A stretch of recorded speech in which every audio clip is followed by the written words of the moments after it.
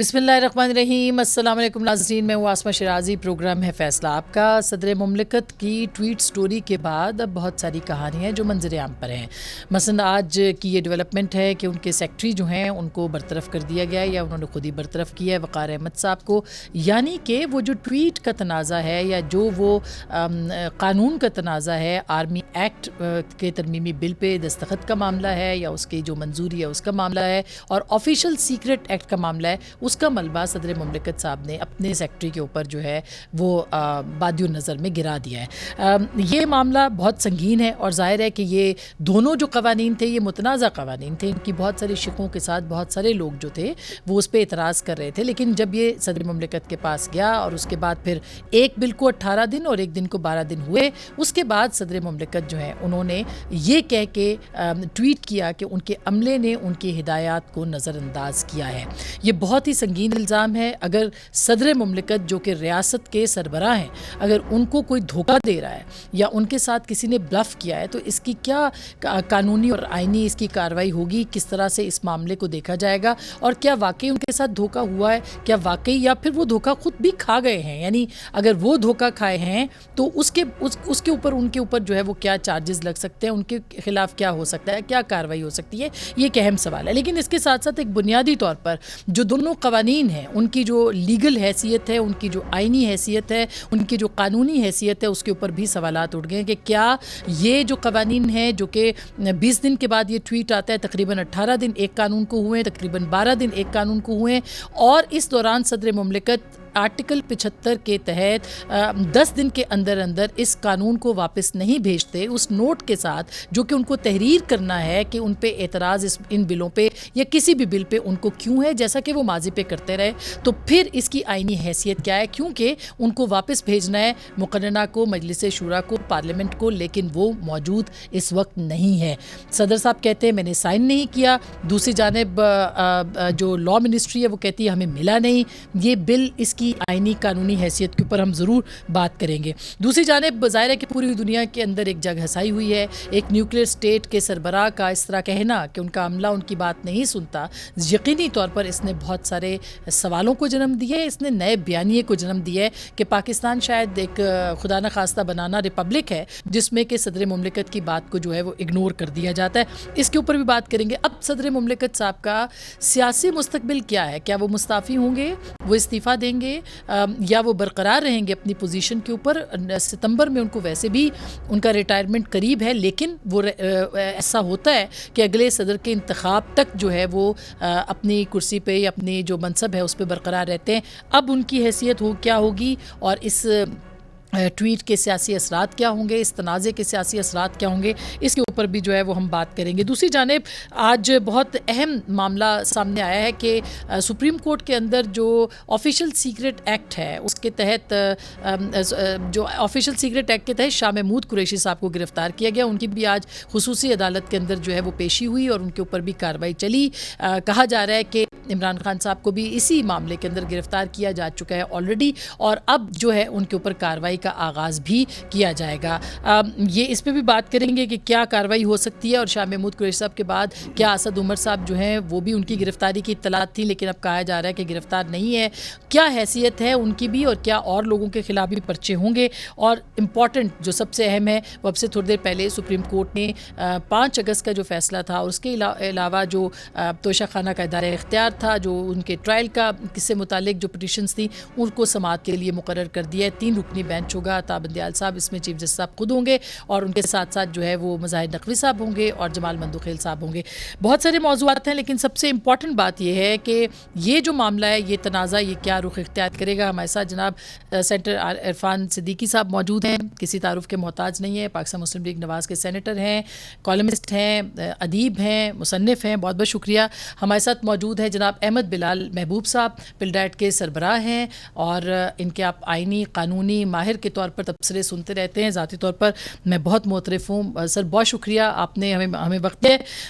احمد بلال صاحب آپ سے شروع کرتے ہیں. سر چونکہ اب یہ معاملہ جو ہے یہ تنازع اختیار کر گیا ہے, تنازع کی شکل, کہ کیا یہ آئین کا قانون بن گیا ہے, اپنی فارمل شکل میں آ گیا ہے, یا یہ اس کی جو منہ شگافیاں ہیں یعنی کہ قانونی منہ شگافیاں اس میں الجھ کر کہیں یہ غائب ہو گیا. کیا حیثیت ہے اس وقت آئینی اور قانونی ان دونوں بلوں کی؟ بہت شکریہ آسما اور عرفان صدیقی صاحب کی موجودگی میں گفتگو کرنا یہ اعزاز سے کم نہیں ہے. گزارش یہ ہے کہ اب یہ لا تو نوٹیفائی ہو چکا ہے. یہ اگر آپ دیکھیں تو آفیشیل ویب سائٹس کے اوپر یہ لا بحیثیت ایک نوٹیفیکیشن کے سامنے آ چکا ہے. تو اس وقت قانون تو اس وقت یہ موجود ہے. اب اگر کوئی فیصلہ ہو یا کوئی ایسی ڈیولپمنٹ ہو سپریم کورٹ کے اندر ہی ہو سکتی ہے غالباً, جس میں یہ ریورسل ہو, اس کی بات الگ ہے. لیکن اس ایز آف ٹوڈے تو یہ قانون ہے اور یہ نوٹیفائڈ ہے. تو اس لیے اس پہ تو کسی کو شک نہیں ہونا چاہیے کہ اس وقت تک یہ قانون برسر کار رہے گا جب تک کہ اس کے بارے میں کوئی دوسرا فیصلہ نہ ہو جائے. تو سر جی سر وہی سوال وہی ہے اسی جگہ پہ کہ وہ کہتے ہیں کہ میں نے نہیں بھیجا, لیکن ساتھ میں وہ اپنے ٹویٹ میں یہ بھی کہہ رہے ہیں کہ میں معافی کا خواستگار ہوں جن لوگوں کے جو لوگ اس قانون سے متاثر ہوں گے. تو اس کا مطلب یہی لیا جائے کہ قانون بن گیا ہے ان کی طرف سے بھی. جی ہاں, انہوں نے بھی اسے فیٹ اکمپلی سمجھ کے اس کو قبول کیا ہے, اور وہ کہہ رہے ہیں کہ اب یہ لوگوں پہ لاگو ہوگا اور ان کے اوپر اس کے اثرات ہوں گے, تو میں اس کی پہلے ہی معافی مانگ لیتا ہوں. لیکن اس کی بات سے واضح ہو رہا ہے کہ وہ یہ مانتے ہیں کہ قانون بن گیا ہے, لیکن وہ اب اپنی غلطی نہیں مان رہے, یا وہ کس طرح قانون بنائے یا تحقیق طلب مسئلہ ہے.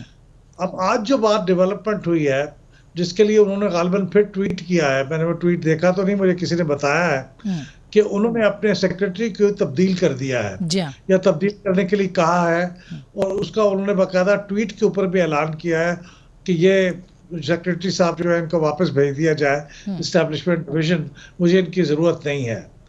اب دیکھیے یہ سب کی عزت احترام ہے اور صدر محترم کی بھی عزت اور احترام ہے, بالکل. اور لیکن یہ جو سول سرونٹس ہیں جو اپنی زندگی کا پورا حصہ گزار کے سطح پہ پہنچتے ہیں, جب وہ گریڈ اس لیول پہ آتے ہیں کہ پریزیڈنٹ کے سیکرٹری ہوں, تو ان کی بھی بہرحال ایک عزت اور احترام ہے. تو میرے خیال اس کا تقاضا یہ ہے, صدر محترم کی عزت کا بھی اور ان کی بھی عزت کا بھی تقاضا یہ ہے کہ اس کی باقاعدہ ایک تحقیقات ہو, اور اس موقع کے لیے بھی نہیں, فیوچر کے لیے بھی, کہ فیوچر میں بھی یہ واقعہ پیش آئے تو کیا ہوگا پھر. بالکل. تو اس کی تحقیقات ہونی چاہیے کسی اعلیٰ پیمانے پہ. رضا ربانی صاحب نے تو سینٹ کی کمیٹی آف دی ہول کی بات کی ہے, وہ بھی ایک فورم ہو سکتا ہے, اور پھر سپریم کورٹ بھی ایک فورم ہو سکتا ہے, لیکن تحقیق ہونی چاہیے کہ ہوا کیا تھا. بالکل صحیح بات ہے. بالکل سر, اس سے پہلے کہ میں عرفان صدیقی صاحب کے پاس جاؤں, ایک اور کلیریفیکیشن, کیونکہ آپ کا پوائنٹ آف ویو یہ کہ قانون بن گیا ہے. کچھ قانونی ماہرین کہہ رہے ہیں کہ یہ چونکہ صدر مملکت نے اس پہ دستخط نہیں کیے تھے اور یہ واپس بھی نہیں گیا, لہٰذا اس کی قانونی حیثیت مشکوک ہے. اور بہت سارے لوگ کوٹ کر رہے ہیں کہ مختلف اوقات میں جو ترامیم ہوتی رہیں اس کے تحت بھی یہ اسینٹ نہیں ہے, یہ منظوری نہیں ہے. تو آپ یہ کہہ رہے ہیں کہ نہیں, کلیئرٹی کے ساتھ یہ اب قانون ہے اور صدر کے دستخط کی اس میں ضرورت نہیں تھی, چونکہ 18 اور 12 دن ہو چکے ہیں, 10 دن سے اوپر ہو چکے ہیں. دیکھیں, میں تو ریزننگ کی بات تو الگ ہے, میں تو ایک جو سچویشن برسر زمین ہے اس کی بات کر رہا ہوں کہ لا نوٹیفائی ہو چکا ہے, اب وہ موجود ہے. یا آپ اس کی دلیل دے سکتے ہیں کہ یہ میرے خیال میں یہ قانون ابھی نہیں بننا چاہیے تھا, یہ نہیں بن سکتا تھا, وہ تو ایک دلیل کی بات ہے جو کسی فورم پہ جا کے ڈیسائیڈ ہوگی. لیکن لا بن چکا ہے, وہ نوٹیفائی ہو چکا ہے. میں اسے یا کوئی اور اسے غلط سمجھے تو اس سے فرق کوئی نہیں پڑتا جب تک کہ سپریم کورٹ کے اندر اس کے بارے میں کوئی فیصلہ نہ ہو جائے. تو یہ اہم بات تو یہ ہے. لیکن ایک دوسری بات یہ ہے کہ صدر مملکت نے, یہ آپ کی بات بالکل درست ہے کہ جب انہوں نے کچھ کیا ہی نہیں تھا تو پھر معافی کس چیز کی وہ مانگ رہے تھے.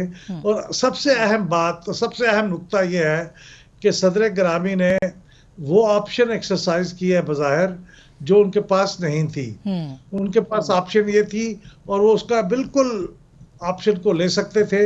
ان کے پاس عملہ بھی موجود ہے. آپ بجٹ کی کتابیں نکال کے دیکھ لیں, ایوان صدر کا جو خرچہ ہے وہ ایوان وزیر اعظم سے زیادہ ہے. ایوان صدر میں جو اسٹاف ہے وہ ایوان وزیر اعظم سے زیادہ ہے. وہاں پہ بہت ٹاپ لیول کے لیگل ایکسپرٹس موجود ہیں. تو کیا ان دو قوانین کے اوپر وہ ایک پیراگراف کا اپنا آبجیکشن ریکارڈ کر کے فائل پہ نہیں لکھ سکتے تھے؟ اور ایسا وہ کرتے رہے ماضی میں, ایسا وہ کرتے رہے. حال ہی میں جو جنرل سیکیورٹی بل انہوں نے واپس کیا, انہوں نے پورا پیرا لکھا کہ یہ کیوں وہ مسترد کر رہے ہیں, واپس بھیج رہے ہیں, کیونکہ ہیومن رائٹس منسٹری کو انوالو نہیں کیا گیا اس کے اندر. جی ہاں, تو یہ بڑی ابسرڈ بات ہے کہ آپ خالی قوانین کو واپس بھجوانے کی بات کریں. ایک تو ایکسرسائز یہ آپشن اویلیبل نہیں ہے آئین میں. دوسری بات ہے وہ واپس بھیجیں گے تو اس کا کیا مطلب ہوگا؟ بالکل, کیونکہ آپ کو حق یہ نہیں دیتے کہ آپ ویٹو کر دیں یا کسی قانون کو منسوخ کر دیں. یہ حق دیتے ہیں کہ آپ اس کے اوپر ایک بار اپنے اعتراضات پارلیمنٹ کو کنوے کر دیں. تو جب آپ نے اعتراضات ہی کنوے نہیں کیے اور خالی آپ کہہ رہے ہیں کہ قانون ان کو واپس بھیج دو, تو اس کا تو کوئی مطلب نہیں ہوگا. یہ ابسرڈ بات ہے. بالکل, یعنی اس کا کوئی ثبوت بھی موجود نہیں ہے کہ آپ نے دل ہی دل میں اگر برا کہہ دیا بل کو, تو ظاہر ہے اس کی کوئی آئینی اور قانونی حیثیت نہیں ہے, کیونکہ بل کو دل میں نہیں رکھا جا سکتا سر, اس کے لیے کچھ لکھنا پڑتا ہے. اس کیس میں عرفان صاحب آپ کیا کہتے ہیں, کیونکہ آپ تو رہے ہیں پریزیڈنسی میں اور رفیق تارڑ صاحب کے ساتھ آپ نے اتنا وقت گزارا, 4.25 سال گزارے, تو کیسے جاتا ہے بل سر؟ میں یہ انٹرسٹنگ ہوگا لوگوں کے لیے جاننا کہ کیا اتنا ہی آسان ہوتا ہے کہ صدر صاحب کی ٹیبل پہ گیا, انہوں نے کہا کہ مجھے نامنظور وربلی کہہ دیا اور اس کے بعد ختم ہو گیا؟ نہیں, ایسے نہیں ہے. احمد بلال صاحب نے بڑی اچھی تفصیل سے آپ کو آگاہ کیا ہے. ایک سسٹم ہوتا ہے, چھوٹے سے دفتر کا بھی ایک سسٹم ہوتا ہے. آپ یہاں ایک چینل میں کام کر رہے ہیں, یہاں بھی ایک سسٹم ہے. ایک نوٹیفیکیشن آئے گا, کوئی آفس آرڈر جاری ہوگا, اس پہ کوئی سائن کریں گے, آپ کو کوئی انفارمیشن دینی ہے, آپ کی تنخواہ بڑھانی ہے یا کم کرنی ہے, اس کی اطلاع آپ کو دیں گے. تو ایک سسٹم ہوتا ہے نا. ایوان صدر تو سب سے بڑا آئینی ادارہ ہے.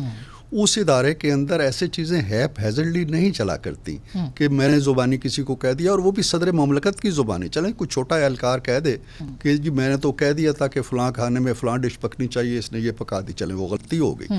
ایسے نہیں ہوتا. جب پارلیمنٹ سے بل آتا ہے وہاں ایک پوری برانچ ہے, اور وہ برانچ ایسے نہیں ہے کہ جس کو کوئی کلرک ہیڈ کرتا ہو یا سیکشن آفیسر ہیڈ کرتا ہو. اس کو ہیڈ کرتا ہے آلموسٹ سپریم کورٹ کے جج کے برابر کا. اس وقت بھی جو ایک جج ہیں, جج مسٹر جسٹس زاہد صاحب جی, وہ کر رہے ہیں. اور ممنون حسین صاحب کے ساتھ میرے اور بلال صاحب کے دوست ہیں جسٹس اعجاز چودھری, جو لاہور ہائی کورٹ کے چیف جسٹس رہے اور سپریم کورٹ کے بھی جج رہے. تو یہ اس لیول پہ چھان پھٹک ہوتی ہے, اس پہ بات ہوتی ہے. چھوٹی سی بھی چیز ہے. دیکھیں نا, یہ میں ایک ایسے واقعے کا گواہ ہوں کہ آدھی رات کے وقت میرے ٹیلی فون کی گھنٹی بجی, میں کہ جی معاملہ بڑا سنگین ہو گیا. مجھے وزیر اعظم ہاؤس سے فون آیا. سنگینی کا عالم یہ ہے جی کہ ایک آدمی کو صبح سزائے موت ہو رہی ہے, اس نے 4:30 بجے پھانسی چڑھنا ہے, لیکن قانون کے تحت دونوں فریقوں نے صلح کر لی ہے, لیکن وہ صدر کی کنسنٹ کے بغیر اس کی زندگی نہیں بچ سکتی. میں نے کہا میں اب آدھی رات کو کیا کروں. اینی ہاؤ میں نے گرین فون پہ صدر صاحب سے کہا, میں نے کہا جی معذرت, لیکن یہ بڑا سنگین ہے, ایک انسان کی زندگی کا مسئلہ ہے. تو انہوں نے مجھے زبانی حکم دیا کہ اف یو آر سیٹسفائیڈ تو اس کو 24 گھنٹے کے لیے پینڈنگ کر دو. That's all. اگلے دن انہوں نے فائل منگوائی, دیکھی, کنفرم کیا, اپنے سیکرٹری سے کہا جی کہ دیکھو یہ واقعی صلح ہو گئی ہے. انہوں نے اس کی زندگی ایک بچتی ہے. زندگی اور موت کے فیصلے ہوتے ہیں وہاں پہ, ایسے نہیں ہوا کرتا. ہاں, پھر ایک نیوکلیئر اسٹیٹ کے سربراہ ہیں, نیوکلیئر اسٹیٹ ہے یا نہیں بھی ہے, ایک بنانا ریپبلک کے اندر بھی یہ نہیں ہوتا. لیکن میرا ایک نقطۂ نظر ذرا تھوڑا سا ڈیفرنٹ ہے, اگر آپ مجھے اجازت دیں گی تو. وہ یہ ہے کہ جو صدر کے وکلاء ہیں اس وقت بنے ہوئے ہیں, صدر نے تو کسی کو نامزد نہیں کیا, یا ان کے ترجمان ہیں یا ان کے بیہاف پہ ان کا دفاع کر رہے ہیں. صدر نے وہ بات نہیں کہی جس کا وہ دفاع. صدر نے تو خود ایک کنفیشنل سٹیٹمنٹ جاری کی ہے, ایک اعترافی بیان جاری کیا ہے کہ مجھ سے یہ غلطی سرزد ہو گئی. اس غلطی کے نتیجے میں ایک قانون بن گیا, وہ قانون نافذ ہو چکا ہے. اس قانون کے نتیجے میں اب بہت سے لوگ متاثر ہوں گے, ان سے میں پیش کی معافی مانگتا ہوں. لیکن سر انہوں نے یہ لکھا کہ ان کے سٹاف نے ان کے احکامات پر عمل نہیں کیا. دیکھیں نا کیا احکامات تھے اور ہدایات پر عمل نہیں کیا. سوال یہ ہے کہ ان کے کیا احکامات تھے. کیا آئین انہیں یہ کہتا ہے کہ اپنے سٹاف کو حکم دیں جب ایک بل آئے, یا آئین یہ کہتا ہے کہ اپنا حکم, اپنی آبزرویشن, اپنی جو بھی آپ کے تحفظات ہیں وہ اس پہ لکھیں. آپ کے ہاتھ میں قلم تھا, آپ نے 10 دن تک اور 10 راتوں تک, ابھی آپ ٹویٹ میں تو آپ نے لکھ دیا جی کہ مجھے ان سے اختلاف ہے, یہ 2 جملے وہاں لکھنے میں آپ کو کیا چیز مانے تھی؟ یہ چیز مانے تھی کہ آپ یہ چاہتے تھے کہ اور وہ یہ ٹویٹ بھی کر سکتے تھے کہ میرے یہ اعتراضات ہیں, میں یہ بل واپس کر رہا ہوں اور 10 دن کے میرا جملہ یہ ہے جو میں پورا کرنا چاہتا ہوں کہ وہ چاہتے یہ تھے کہ سانپ بھی مر جائے اور لاٹھی بھی نہ ٹوٹے, جن کو میں ناراض نہیں کر سکتا وہ بھی راضی ہو جائیں, اور جو میری ایک پولیٹیکل ایفیلیشن ہے اس پہ بھی ضرب نہ آئے. اچھا, اب یہ کافی سر انٹرسٹنگ بات ہے. میں اس لیے آپ کو انٹرپٹ کری ہوں بار بار, معذرت اس کی کہ میں نے یہ پوچھنی ہے, لیکن احمد بلال صاحب کو ہم نے کچھ تھوڑی ٹائم کے لیے انگیج کیا تھا, اس کے بعد ہم یہ ایکسکلوسیولی پوچھیں گے آپ سے کہ ہوتا کیا اصل میں. لیکن احمد بلال صاحب جو بات کر رہے تھے کہ عرفان صدیقی صاحب کہ یہ کوئی معمولی آفس نہیں ہے, عہدہ نہیں ہے, یہاں پہ بہت ساری چیزیں, اس کی ظاہر ایک سیاسی عہدہ بھی ہے نا, یہ پارلیمنٹ کا حصہ بھی ہے صدر, اور پولیٹیکل پارٹی سے بھی ان کا تعلق ہے. اس کے اثرات کیا مرتب ہوئے؟ کیونکہ کل سے یہ بات ہو رہی ہے, اتنی بڑی ریاست کے جو سربراہ ہیں وہ یہ تاثر دینے میں کامیاب ہو گئے دنیا کو کہ ان کے آفیسز محفوظ نہیں ہیں اور ان کے احکامات جو ہیں ان پہ عمل نہیں ہو رہا, اور وہ بے بس ہیں اور لاچار ہیں. دیکھیے, جو چیز اس سے لوگوں کے سامنے آئی وہ یہ آئی کہ اس ملک کے اندر کوئی سسٹم نہیں ہے, کوئی فول پروف طریقہ کار نہیں ہے. یہ صدر نے کہا, صدر کا کہنا بھی کوئی سسٹم کے تابع نہیں تھا, اور پھر آگے ان لوگوں نے اس پہ عمل نہیں کیا, وہ بھی کسی سسٹم کے تابع نہیں تھا. تو یہ کیا ملک ہے جس کے اندر کوئی سسٹم نہیں ہے؟ یہ ہے وہ تاثر جو صدر محترم کی ٹویٹ کے ساتھ دنیا بھر میں نشر ہوا ہے. تو صدر محترم نے اپنے عہدے کے ساتھ تو جو بے انصافی کی ہوگی, لیکن پورے ملک کے ساتھ بھی ایک میں سمجھتا ہوں کہ انصاف نہیں کیا, کہ ملک کی ایک اتنی بڑی بدنامی ہوئی, ایک مذاق بن گیا پوری دنیا کے اندر. تو یہ ایک غیر ذمہ داری کا معاملہ ہے. اس کے اندر ذمہ داری یہ جو ٹویٹ تھی, اگر کرنا بھی ضروری تھا تو اس کو ایک دوسرے پیرائے میں بھی کیا جا سکتا تھا. آپ یہ بتاتے کہ ان کو کیا آبجیکشن ہے, اور وہ آبجیکشن میں نے لکھے تھے, لیکن وہ آبجیکشن بھیجنے کی بجائے منظوری وہاں بھیج دی گئی. یعنی جو حقائق تھے وہ بیان کرتے, اور اگر آپ سے واقعی تساہل ہوا تھا اور غلطی ہو گئی تھی اور وقت گزر گیا تھا, تو آپ کو یہ تسلیم کر لینا چاہیے تھا, یا پھر آپ یہ ٹویٹ نہ کرتے. آپ کی مہربانی, ٹویٹ کرنا کوئی آپ کے فرائض منصبی میں شامل تو نہیں ہے, لیکن آپ نے جو کچھ کیا یہ ملک کے وقار کو اور آپ کے اپنے وقار کو خراب کرنے کے اور بدنام کرنے کا باعث بنا ہے. تو آپ کو کیا لگتا ہے کہ کیا مقاصد انہوں نے حاصل کیے؟ یہی سوال پھر میں عرفان صاحب سے پوچھوں گی, کیا مقاصد حاصل ہوئے ان کو؟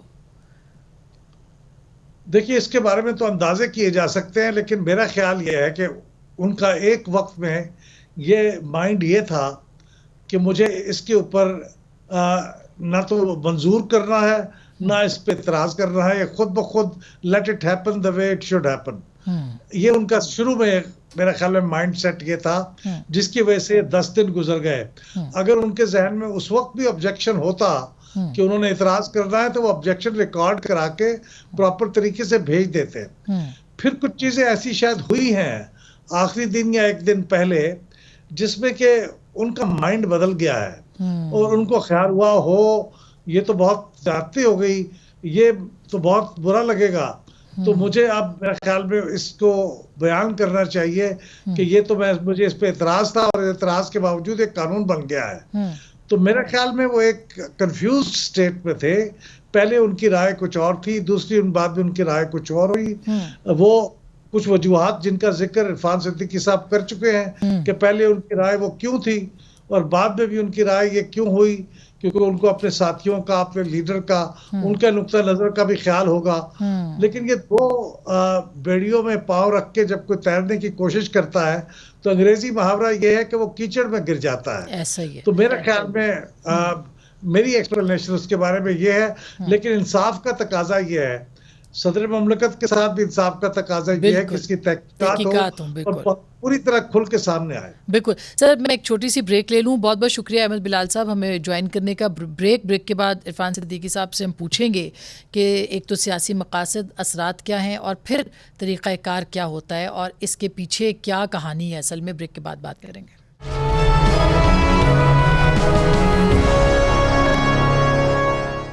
ویلکم بیک ناظرین، ایک دفعہ پھر آپ کو خوش آمدید کہتے ہیں. جناب عرفان صدیقی صاحب میرے ساتھ موجود ہے. عرفان صاحب، اب ہم صدر الوی کی بات کو بھی تو مسترد نہیں کر سکتے. بہرحال وہ صدر ہیں اور بڑی ہمت کے ساتھ انہوں نے ٹویٹ کیا ہوگا. وہ کہتے ہیں کہ ان کے عملے نے ان کی بات نہیں سنی. تو اس کے اوپر آپ کیا کہیں گے کہ بات تو ان کی بھی تحقیق طلب ہے؟ دیکھیں، میرا خیال نہیں ہے کہ کوئی تحقیق طلب بات انہوں نے چھوڑی ہے. ان کا جو ٹویٹ ہے وہ بڑا سیلف ایکسپلینیٹری ہے. انہوں نے خود ایک ایک چیز کی وضاحت کر دی ہے. مثال کے طور پر وہ ابتدائی یہاں سے کرتے ہیں کہ میں اللہ کو گواہ بنا کے کہتا ہوں. میں نے کم از کم اپنی زندگی میں نہیں دیکھا کہ اتنے بڑے منصب پہ بیٹھا ہوا، اعلیٰ ترین ریاستی منصب پہ بیٹھا ہوا، آئینی منصب پہ بیٹھا ہوا شخص اتنے نفسیاتی یا اعصابی دباؤ کے اندر آیا ہوا ہے کہ وہ اللہ کی قسم کھا کے اپنی بات کی حقیقت کو ثابت کرنا چاہتا ہے. یعنی یہ کہنا چاہتا ہے کہ میں سچ بول رہا ہوں، اور اللہ کی قسم کھا کے وہ اس کا آغاز. تو یہ دباؤ کہاں سے آیا ہوگا؟ کیونکہ جیسے بلال صاحب کہہ رہے تھے. جی، اس پہ میں آتا ہوں. یہ بڑی اہم بات آپ نے پوچھی ہے. اب میں کہتا ہوں کہ اس ٹویٹ پہ ہم اگر ایک نظر ڈالیں، جب میں کہتا ہوں کہ یہ سیلف ایکسپلینیٹری ہے، تو میں کیوں کہتا ہوں؟ گواہی ہوگی جی. آگے کہتے ہیں میں نے آفیشیل سیکرٹس ترمیمی بل 2023 اور پاکستان آرمی ترمیمی بل پر دستخط نہیں کیے.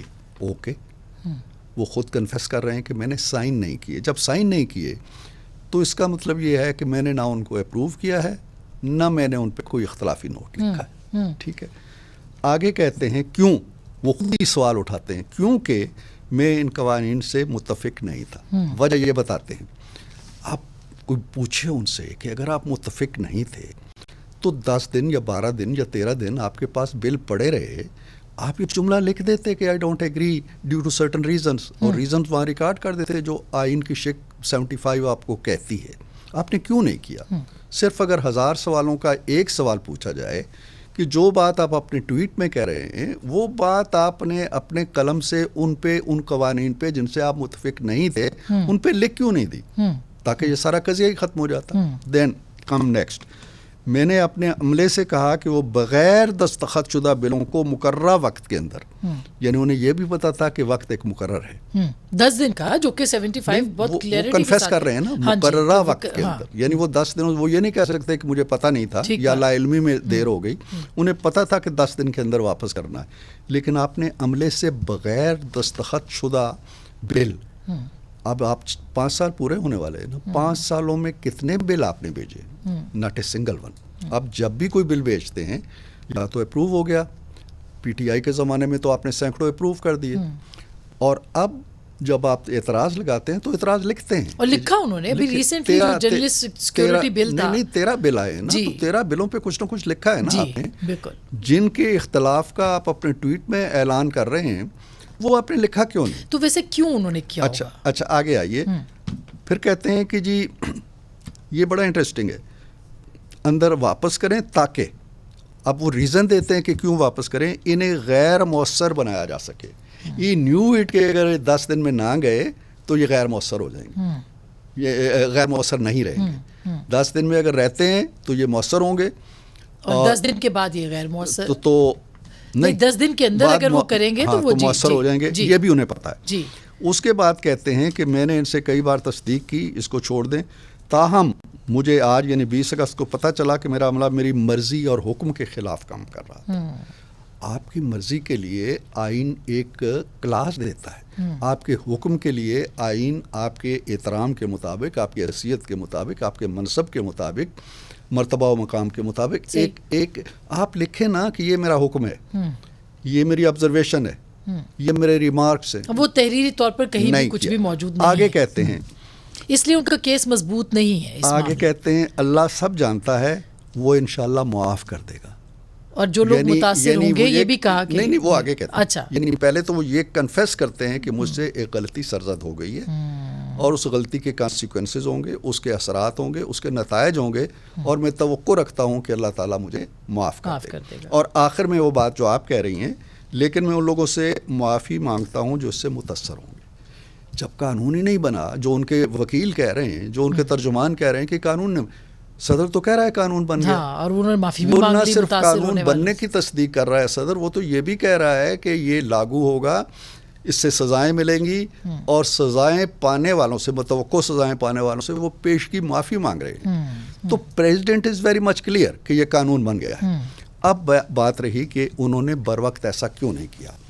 اس میں کسی بدگمانی میں نہیں پڑنا چاہتا. ایک بڑا منصب ہے, ان کی سیاسی وابستگیاں اپنی جگہ ہے, ہمیں ان کا احترام کرنا چاہیے. لیکن جب آدمی اپنی سیاست میں اور اپنی آئینی ذمہ داریوں کے اندر توازن نہیں رکھ سکتا تو پھر یہ صورتحال پیدا ہوتی ہے. ان کی آئینی ذمہ داری یہ تھی جو آرٹیکل 75 کہتا ہے, 2 شقیں اس کی, کہ آپ منظور کر لیں, اگر نہیں ہے تو واپس نہیں. اس طرح نہیں ہے کہ جیسے ہے ویسے ہی بھیج دیں. اگر جیسے ہی بھیجیں گے تو قانون بن جائے گا جیسا کہ بن گیا. دوسری صورت میں آپ کچھ نہ کچھ اعتراض لگائیں گے, اور وہ جو آخری شق آتی ہے کہ جی جوائنٹ سیشن ہوگا یا مجلس شورا کا اجلاس ہوگا, وہ اس صورت میں جائے گا اس میں جب اس پہ کوئی کمنٹس آئیں گے, جب وہ ان کو گائیڈ کریں گے پارلیمنٹ کو, جب وہ کہیں گے یہ ترمیم کر لو, یہ اضافہ کر لو, یہ میرے اعتراضات ہیں, یہ میرے تحفظات ہیں. اچھا عرفان صاحب, چونکہ بریک لے یہ جملہ میں ایک جملہ, اگر یہ تحفظات نہیں ہوں گے تو پھر جوائنٹ سیشن میں جانے کی کوئی تک نہیں ہے. جوائنٹ سیشن مشروط ہے اس چیز سے کہ اس پہ اعتراض ہو. بالکل. اچھا, اب اس کے سیاسی مقاصد کیا ہیں؟ اگر آپ یہ سمجھ لیں کہ ان کو کیا فائدہ مل رہا ہے یہ ساری تحریر کا, اور اس کے بعد جو پھر جس طرح سے ان پہ اعتراضات اٹھ رہے ہیں, کیا فائدہ ان کو حاصل ہوا ہے؟ کوئی فائدہ تو نہیں ملا. ہم جا رہے ہیں بریک میں, یا اس سے پہلے بات کر لیں؟ بریک لے لیں, پھر اس کے بعد چلے میں ایک چھوٹی سی بریک لیتی ہوں. بریک کے بعد اب ہوگا کیا واقعی جو سیاسی جماعتیں جس میں PMLN بھی ہے, پیپلز پارٹی بھی ہے, وہ کہہ رہے ہیں کہ مستعفی ہو جائے, تو کیا واقعی ان کو مستعفی ہونا چاہیے؟ ان کی انکوائری ہو سکتی ہے. آلریڈی سائفر کے اندر شاہ محمود قریشی صاحب جو ہیں وہ گرفتار ہو چکے ہیں, تو کیا ہو سکتا ہے؟ بریک کے بعد بات کریں گے.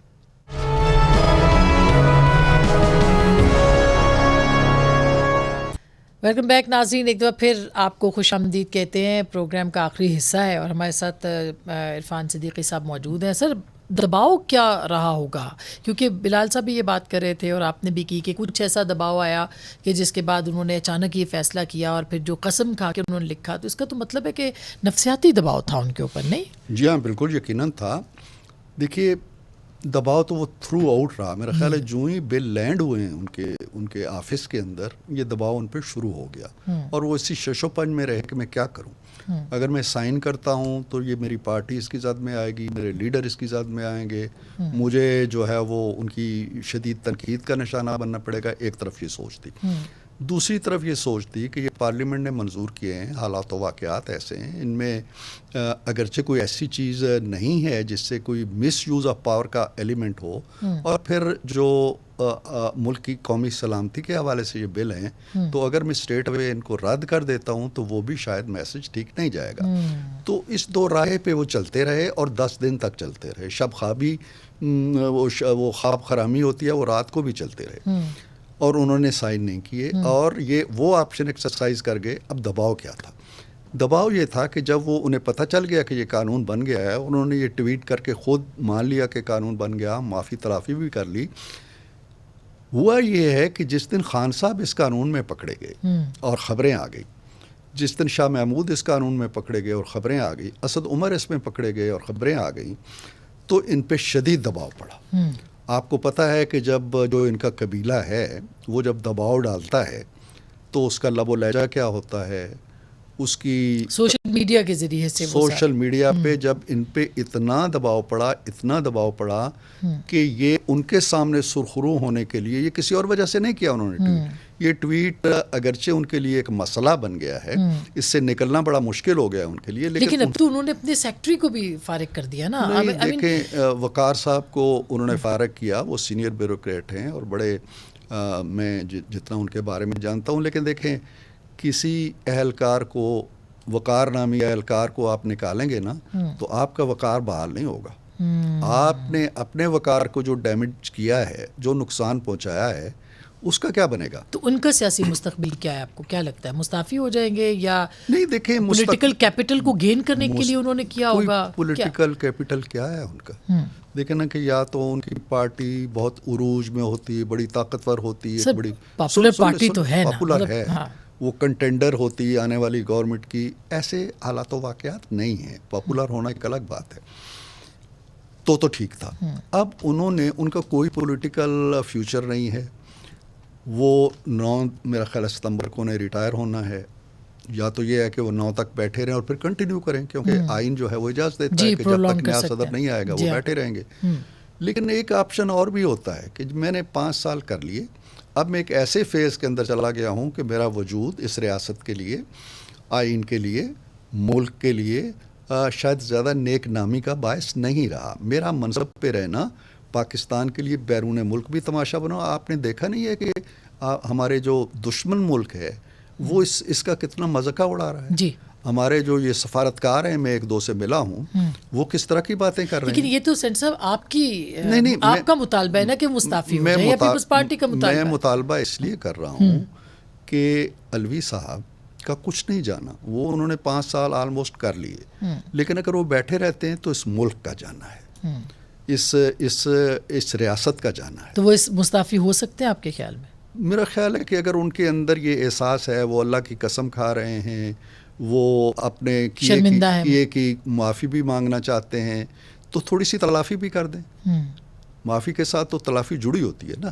تو اس بات کے امکانات موجود مانگنا اور ڈٹ کے بیٹھے بھی رہنا, اور ایک بہت بڑی بھیانک غلطی بھی کر دینا جو آپ کے لیڈر کو نہیں پتہ نہیں کتنے لیڈر. ویسے عرفان صاحب, اب جاتے جاتے یہ تو بتائیں, یہ جو دونوں آفیشیل سیکرٹ ایکٹ اور آرمی ایکٹ ترمیمی بل ہے, کیا یہ جمہوریت کے اوپر شب خون نہیں ہے؟ دیکھیں, جب جمہوریت اس طرح کے معاملات میں شکار ہو جاتی ہے, جب جمہوریت کا لبادہ اوڑے ہوئے جماعتیں جو ہیں وہ اپنی حدود سے نکل جاتی ہیں. آپ دیکھیں نا, آپ کے سامنے پیپلز پارٹی رہی ہے, اس کے لیڈر پھانسی چڑھ گئے, محترمہ قتل ہو گئیں. نواز شریف رہے ہیں, ان کے ساتھ کتنے 3 دفعہ ان کو آپ نے نکال باہر کیا, ان کی بیٹی کو جیل میں ڈالا. کبھی ایسا ہوا؟ یہ جمہوری جماعتیں ہیں. جو کچھ ہوا ہے, یہ جو قوانین بنتے ہیں نا اور ضابطے تشکیل پاتے ہیں, یہ ایکشن سے پھوٹتے ہیں, حرکات و سکنات سے پھوٹتے ہیں. لیکن یہ الزام تو نون لیڈ گورنمنٹ پہ آئے گا سر. نہیں, نون پہ کوئی الزام نہیں ہے. نون کا اعزاز ہے کہ نون ان لوگوں کو گرفت میں لانے کے لیے جنہوں نے ریاست پہ حملہ کیا, جنہوں نے ملک کی سلامتی کو خطرے میں ڈالا, جنہوں نے کور کمانڈر GHQ کلابالا حصار کہاں حملے نہیں کیے. ہم تو اس کو اپنا اعزاز سمجھتے ہیں. اگر ہم بھی کریں گے, کل ہم بھی کریں گے, تو ہم اس کی گرفت میں آئیں گے, ہمیں معلوم ہے.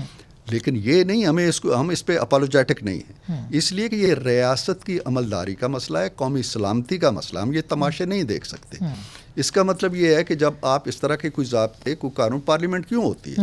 پارلیمنٹ اس لیے ہوتی ہے کہ ایک مکروہ کام ہوا ہے, اس مکروہ کام کو روکنا ہے. دیکھیں نا, جڑاوالا میں ایک واقعہ ہوا. جی, اب جڑاوالا کے واقعے کے سد باب کے لیے پارلیمنٹ کو قانون بناتی ہے تو وہ بڑا جابرانہ لگے گا. بالکل, لیکن وہ جابرانہ ضروری ہے. اس کے اوپر بھی ایک الگ پروگرام ہو سکتا ہے. جو قوانین ابھی ریسنٹلی ہوئے ہیں توہین مذہب کا بھی خاص کر کے, اس کے اندر بھی بہت سارے اعتراضات ہیں, اور نون لیگ پہ بہت شدید تنقید اس کے اوپر بھی ہو رہی ہے. آسمان کوئی قانون ایسا نہیں ہوتا جس کے اوپر دونوں پہلو نہ ہوں. کچھ بہت زیادہ لوگ اس کی حمایت کریں گے, تھوڑے مخالفت کریں گے, کہیں تھوڑے حمایت کریں گے, زیادہ مخالفت کریں گے. جی, تو چلتا رہتا. بہت شکریہ عرفان صاحب, بہت ساری چیزیں رہ گئی ہیں, اور ہم عرفان صدیقی صاحب کو ایک بار اور بھی زحمت دیں گے پوچھنے کے لیے. لیکن بات وہی ہے کہ قانون جو بھی بنے, لیکن اس کو آئینی پہناوے کے اندر اس کی عملداری کے لیے ریاست کو عمل کرنا ہوتا ہے. اگر ریاست کا سربراہ یہ کہہ رہا ہے تو یہ تحقیقات اس معاملے کے اوپر ضرور ہونی چاہیے کہ سچ کیا ہے اور جھوٹ کیا ہے. گفتگو آپ نے سنی, فیصلہ آپ کا.